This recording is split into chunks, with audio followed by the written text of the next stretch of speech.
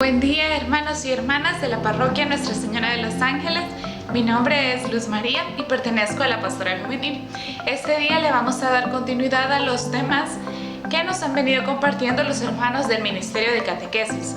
Y este día veremos el tema del pecado.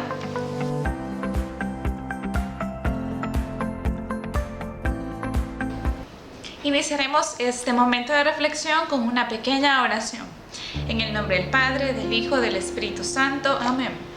Te agradecemos, Señor, por este nuevo día que nos has regalado. Te agradecemos por todas las actividades que nos has permitido realizar, porque nos has dado una familia, porque nos has dado un trabajo, porque nos has dado alimentos, porque nos has dado estudio. Te pedimos, Señor, que bendigas este momento de reflexión, que bendigas a todas las personas que se van a conectar, a todas las familias también, que no nos falte, Señor, nunca el pan de cada día, que no nos falte la salud, que no nos falte tu misericordia y tu providencia. Te pedimos perdón por las faltas que hemos cometido hacia ti, hacia nosotros y hacia nuestros hermanos. Te pedimos, Señor, que mandes tu Espíritu para que nos ilumine y alguna palabra que nos pueda llenar, que nos pueda fortalecer en nuestro camino. Te pedimos, Mamita María, que nos acompañes también en este tema y toda nuestra vida, que nunca nos alejemos del Señor y que siempre nos mantengamos bajo tu manto protector. Amén. En nombre del Padre, del Hijo y del Espíritu Santo. Amén. Bien, concluida la oración, comenzaremos hablando del tema del pecado, comenzaremos definiendo qué es el pecado.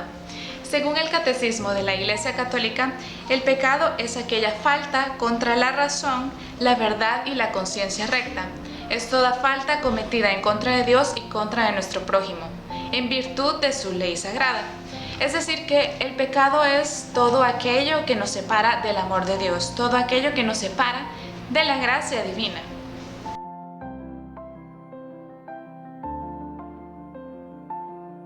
Si nos remontamos al libro del Génesis, en el capítulo 1 podemos encontrar cómo Dios crea al mundo, cómo Dios crea todo lo que existe, la naturaleza y también al ser humano.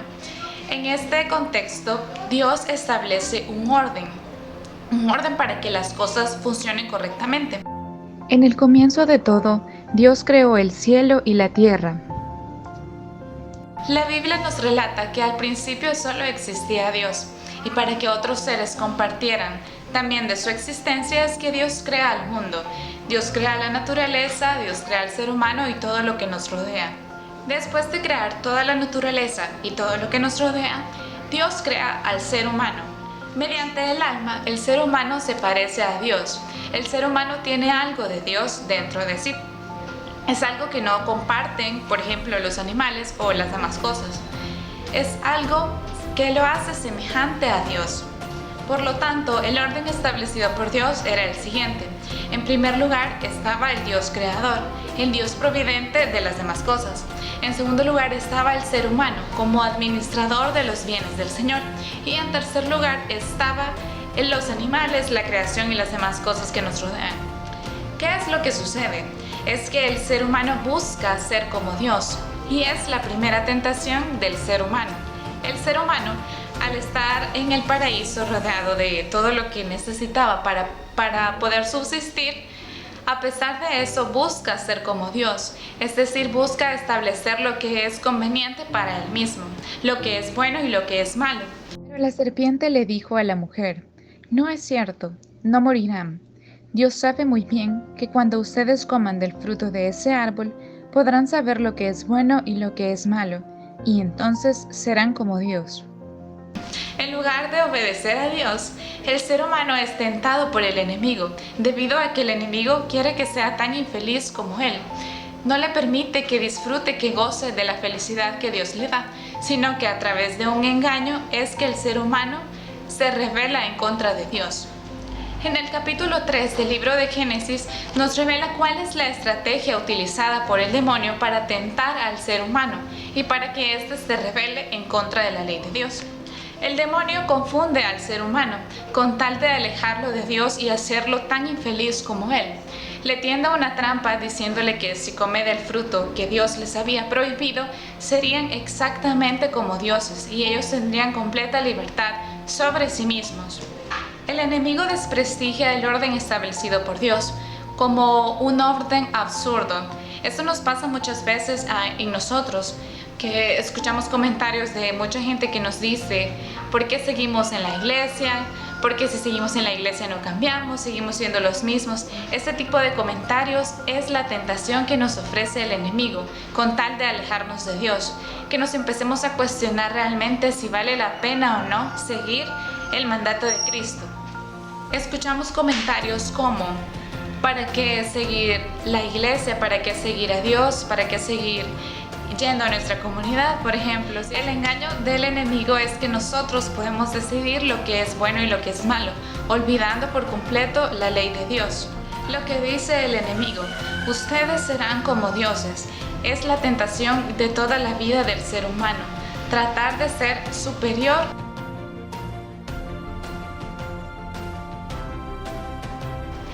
Las consecuencias las podemos ver también en el capítulo 3 del Génesis. En primer lugar, trae destierro y vergüenza.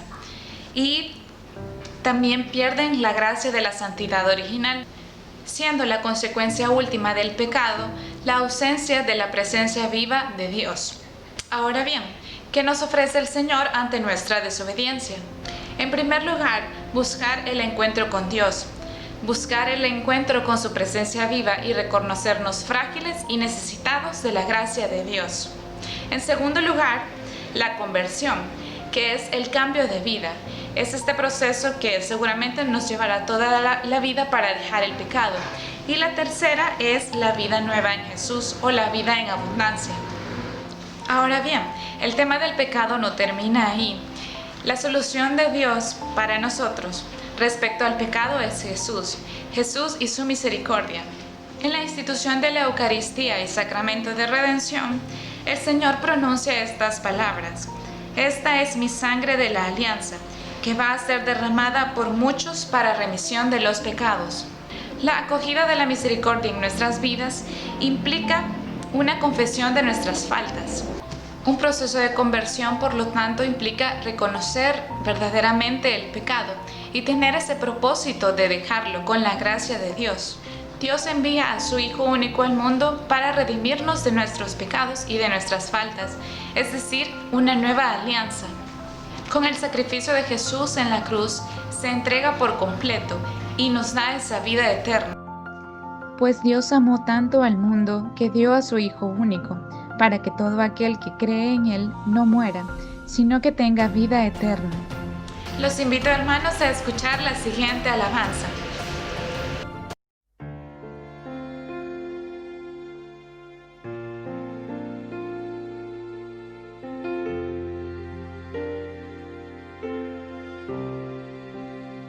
Siendo Dios, fuiste tan humilde, hombre, tú te hiciste traicionado y rechazado. Siendo Dios, tomaste mi lugar, cargaste en tus hombros mis heridas y pecados. Fue por mí.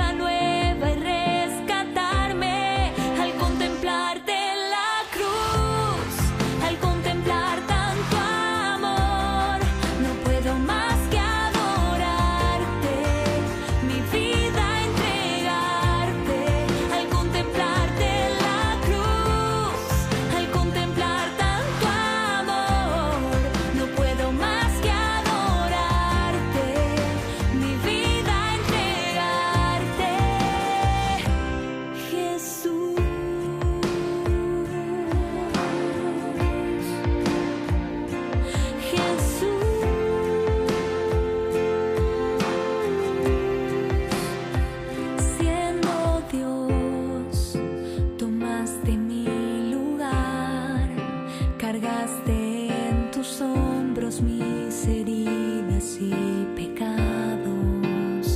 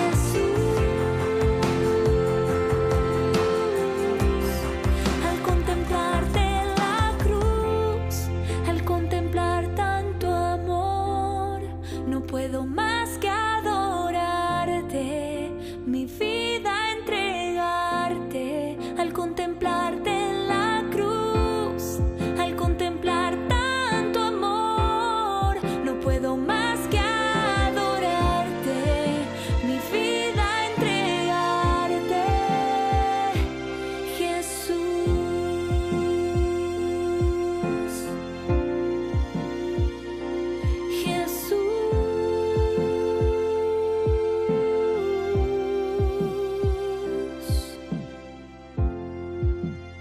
Como pudimos ver en la alabanza, definitivamente la misericordia del Señor es infinita para con todos, pero hay que reconocernos primero pecadores y necesitados del Señor y con un propósito firme para volvernos a encontrar con Él y dejar nuestro pecado.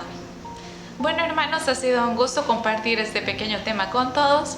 Espero que les sea de mucha ayuda y que lo compartan con sus demás hermanos. Hasta la próxima.